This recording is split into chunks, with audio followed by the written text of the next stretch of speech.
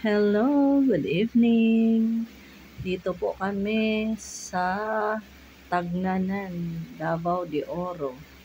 Papunta po kami ng beach niyan kasi madami pong mga magagandang beach dito.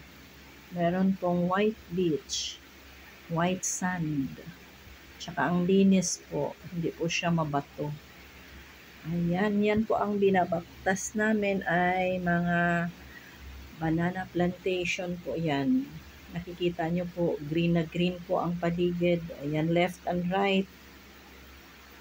Luntian, left and right. Dahil sa mga banana po yan. At ang mga kahoy dyan ay ang lulusog din nila. Oh. Papuntang dagat na po yan.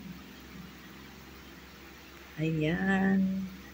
Kasama po ang aming pamilya niyan. Mag-outing muna kaming magkapamilya. Shout out sa aming birthday girl na si Ate Dayan. Happy birthday, Ate. Ang aming lady driver. At syempre, ang mga pasahero na mga magaganda at mga pogi.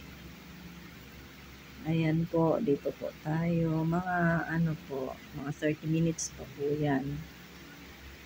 At nakakapasok na tayo dyan sa beach line. Madami pong mga dyan. Mga beach resort. Halika po, samahan niyo po kami.